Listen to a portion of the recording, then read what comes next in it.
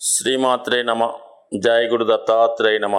ఈ వీడియోలో మనం జూలై 21వ తారీఖు నుంచి 27వ తారీఖు మధ్యలో జరగబోయే వార ఫలాలు ఏ విధంగా ఉండబోతున్నాయి అని తెలుసుకుంటూ, ముందుగా ఈ వారంలో ఉన్నటువంటి గ్రహాల యొక్క సంచారాన్ని, స్థితిని పరిశీలించినప్పుడు వృషభ రాశిలో కుజ గురువులు ఒకే రాశిలో ఉండడం, కర్కాటక రాశిలో రవి శుక్రులు, సింహరాశిలో బుధుడు, మామూలుగా కుంభరాశిలో శని ఉండగా ఈ వారం ప్రారంభమవడం జరిగింది. అయితే వాస్తవానికి ఈ కుజ గురువులు కలిసి ఉండడం అన్నది చాలా వరకు అందరికీ కూడా ఆర్థికపరమైనటువంటి రొటేషన్, అంటే మనీ యొక్క రొటేషన్ ఎక్కువగా పెరగడం, ఖర్చులు ఎక్కువగా ఉండడం జరుగుతూ ఉంటాయన్నమాట.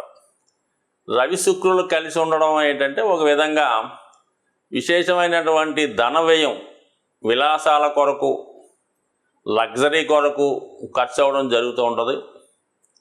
బుధుడు సింహరాశిలో ఉండడం వల్ల ఇది విద్యార్థులకి చాలా అనుకూలించే స్థితి. మరి శని భగవానుడు కూడా వక్రించి ఉండడం వల్ల ఏంటంటే ప్రతి ఒక్కరు కూడా గతంలో కన్నా ఎక్కువ హార్డ్ వర్క్ చేయడం జరుగుతూ ఉంటుంది. రాహుకేతువుల యాక్సెస్ అనేది కామన్గా మీన కన్యరాశుల్లో ఉండడం వల్ల ఏంటంటే కొద్దిగా మిగతా వాళ్ళకి, సాంప్రదాయబద్ధంగా ఉన్న వాళ్ళకి కొంతవరకు వాళ్ళలో ఉన్నటువంటి దైవభక్తి తగ్గే అవకాశం ఉంటుంది. సింహరాశి వారికి జూలై 21 నుంచి 27 మధ్యలో జరగబోయే వార ఫలాలు పరిశీలించినప్పుడు ఒక విధమైనటువంటి సెల్ఫ్ ఎర్నింగ్ కెపాసిటీ బాగా పెరుగుతుందన్నమాట. అంటే ధన లాభాధిపతి బుధుడు రాశి అందే సంచరిస్తున్నాడు సుమారుగా ఈ వారం అంతా కూడా. ప్రతి వాళ్ళకి కూడా ధనం సంపాదించే విధానంలో ధనాధిపతి ఒకరు, లాభాధిపతి ఒకరు ఉండడం జరుగుతుంటుంది. కానీ సింహరాశి వారికి ధన లాభాధిపతి ఒకడే అవటం వల్ల, అందుకనే వీళ్ళ జాతకంలో ఉంటే చాలా ఫ్లో ఆఫ్ ధనం ఉండి విపరీతంగా ఉంటుంది. ఇబ్బంది వస్తే చాలా టైట్ పొజిషను ఎదుర్కోవడం జరుగుతూ ఉంటుంది. సో అందువల్ల ఎప్పుడు కూడా వీళ్ళు మనీని జాగ్రత్తగా మేనేజ్ చేసుకోవాల్సి ఉంటుందన్నమాట. అంటే ఖర్చులు కొంత జాగ్రత్తగా చూసుకొని దాని బడ్జెట్ ప్రకారంగా వెళ్తే ఎటువంటి ఒడిదుడుకులు లేకుండా ఫైనాన్స్ ప్లానింగ్ కరెక్ట్గా ఉండే అవకాశం ఉంది. మరి అటువంటి బుధుడు రాశి యందు సంచరించడం వల్ల జాతకుడికి ధన సంపాదించే మార్గాలు అనేక విధాలుగా రావడం జరుగుతూ ఉంటుంది. ఫర్ ది సేమ్ టైంలో మరి ఈ వారంలో మీ దగ్గర ఉన్నటువంటి మొత్తం ధన నిల్వలు ఖర్చు అయిపోయే అవకాశం ఉండదు. సో అలాగే మరి ఈ బుధుడి మీద శని యొక్క దృష్టి పడటం వల్ల వ్యక్తిగతంగా జాతకుడు ఏ పనైనా ఏదో రకంగా వాయిదా వేస్తూ ఉంటాడు. ఉన్న చోట నుంచి కదలకుండా అక్కడ నుంచే తన పనులు చేసుకునే ప్రయత్నం చేస్తూ తన యొక్క పనుల్ని, బాధ్యతల్ని ఇతరులకి అప్పచెప్పడం వల్ల చాలా వరకు ఈ వారంలో నష్టపోయే అవకాశం ఉంది. కాబట్టి సాధ్యమైనంత వరకు ఈ వారంలో మీ పనులు మీరు చేసుకుంటే మాత్రమే తప్ప అభివృద్ధికరంగా ముందుకెళ్ళే అవకాశం ఉంది తప్ప ఇతరుల మీద ఆధారపడడం వల్ల ఎక్కడ పని అక్కడే ఆగిపోయింది తప్ప తిరిగి కొంత నష్టం కూడా జరుగుతుంది. కాబట్టి ఈ విషయంలో మాత్రం చాలా శ్రద్ధగా ఉండాలి. విద్యార్థులు కూడా ఎంత కష్టపడినప్పుడు కూడా అనుకున్న గోల్ రీచ్ అవ్వలేకపోతుంటారు.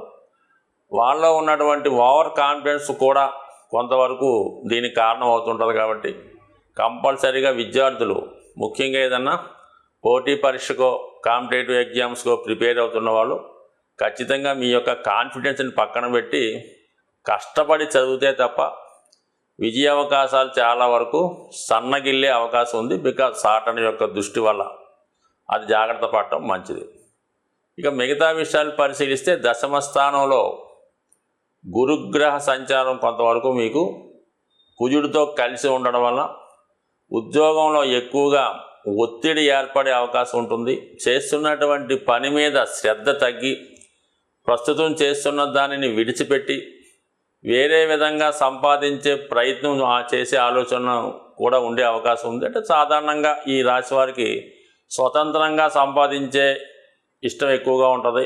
ఇతరుల కింద పని చేయడం అనేది పెద్దగా నచ్చదు కాబట్టి అటువంటి ప్రయత్నాలు ఈ సమయంలో జరిగే అవకాశం ఉంది. దాని కొరకు ఇంకా కొంత టైం వెయిట్ చేసి ప్రస్తుతానికి మీరు వృత్తిపరంగా ఎటువంటి ప్రయోగాలు చేయకుండా ఉన్నదాన్నే జాగ్రత్తగా సరిపెట్టుకుంటే మంచిది తప్ప ఏమాత్రం ఉద్యోగం విషయంలో అశ్రద్ధ చేసినా మొదటికే మోసం జరిగే అవకాశం ఉంది కాబట్టి శ్రద్ధగా ఉన్న ఉద్యోగాన్ని చేసుకోవడం మంచిది.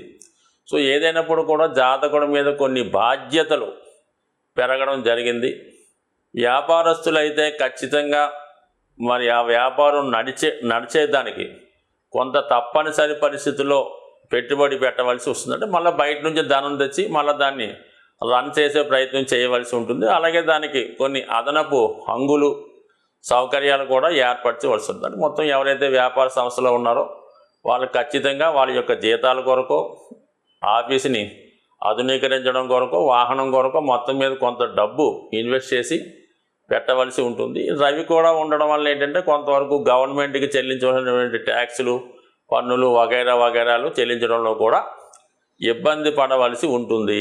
ఖచ్చితంగా మాత్రం ప్రస్తుతం మీరు ఎటువంటి ప్రయోగాలు చేయకుండా ఉన్నదాన్నే జాగ్రత్తగా నడిపించుకునే ప్రయత్నం చేయండి. సాధ్యమైనంత వరకు మీ యొక్క పనులు, వ్యక్తిగత పనులు కానీ మీరు చేయగలిగిన వరకు మీరే కష్టపడి మీ వ్యాపారాన్ని, మీ యొక్క సంస్థను చక్కదిద్దుకోండి. చాలా వరకు మరి పని వాళ్ళని కూడా తగ్గించుకొని మరి దాని యొక్క ఖర్చులు తగ్గించుకుంటే తప్ప ముందు మనుగడ సాగించే విధానం కష్టంగా ఉంటుంది. సో దీని కొరకు ఖచ్చితంగా జాగ్రత్త తీసుకుంటే ఇంత ప్లానింగ్తో ముందుకు వెళ్ళే అవకాశం ఉంది. లేదంటే అతి త్వరలో మరి ఈ వ్యాపార సంస్థను, మీ యొక్క వ్యక్తిగత వ్యాపారాన్ని క్లోజ్ చేసే సూచనలు చాలా బలంగా ఉన్నాయి. బికాజ్ శని యొక్క దృష్టి వల్ల మరి జాగ్రత్త పడడం అన్నది చెప్పుకోదగ్గ సూచన. ఈ వారంలో ముఖ్యంగా మనకి జూలై 24వ తారీఖున సంకష్టహర చతుర్థి రాబోతుంది. ఎవరైతే ముఖ్యంగా ఆర్థికపరమైనటువంటి సమస్యలు, కుటుంబ సమస్యలు అంటే వాళ్ళు ఇబ్బంది పడుతున్నారో వాళ్ళు ఖచ్చితంగా ఈ వ్రతాన్ని చేసుకోవడం వల్ల చాలా చక్కని ఫలితాలు, అంటే పేరులోనే ఉంది సంకటాలు తొలగించేదని.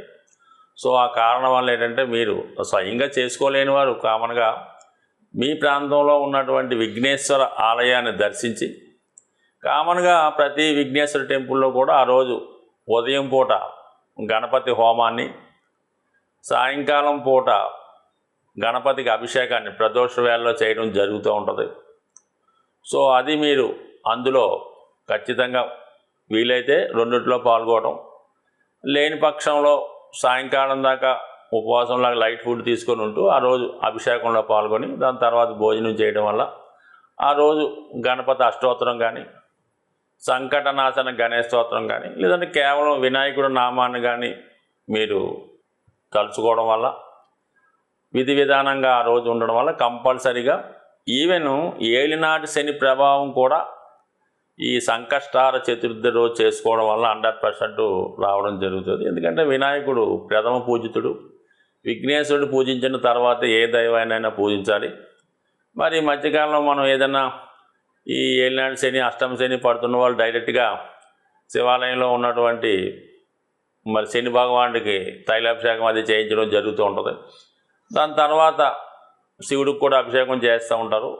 అయితే ఏంటంటే ఫస్ట్గా చేసినటువంటి గణపతి పూజ అన్నది అంటే పూజా రూపంలో చేయడం వల్ల కొంతమంది చేస్తుంటారు, కానీ వ్యక్తిగతంగా చేసుకుందాం అన్న వాళ్ళు ఇలా విధంగా చేస్తుంటారు. కాబట్టి సాధ్యమైనంత వరకు మరి ఈ సంకష్టాల చతుర్థి ఈ వారంలో చేసుకోవడం వల్ల ముఖ్యంగా అటు ఏలినాటి శని, అలాగే రాహుకేతు దోషం వల్ల ఇవన్నీ కూడా తొలగే అవకాశం ఉంది. కాబట్టి ఖచ్చితంగా అంటే ఏ నెలలో కన్నా ఈ ఆషాఢ మాసంలో మరి ఇదొక మంచి పర్వదినంగా భావించి అందరూ పాల్గొనడం వల్ల కంపల్సరీగా మీకు గ్రహాలన్నీ కూడా యోగించి మంచి ఫలితాన్ని ఇవ్వడం జరుగుతుంది. ముఖ్యంగా అపనిందం లాంటివి ఏమన్నా ఉన్నా ఖచ్చితంగా అవి తొలగి ఒక ప్రశాంతమైనటువంటి జీవితాన్ని ఇచ్చే అవకాశం ఉంది. స్వస్తి.